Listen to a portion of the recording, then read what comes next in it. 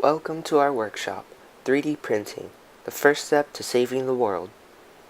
3D printing is super cool and useful. You can make almost anything. If you can think it, you can print it.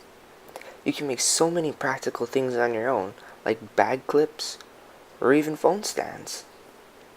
One really awesome use for 3D printing is in the medical field.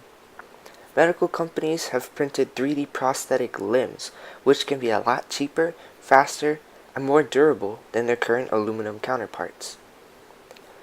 Imagine if our kupuna had 3D printers back in their day. They could make their tools a lot faster, which would make them more efficient. If they had 3D printers, they could make tons of hales, a huge fleet of va'as, and an enormous arsenal of weapons, and more.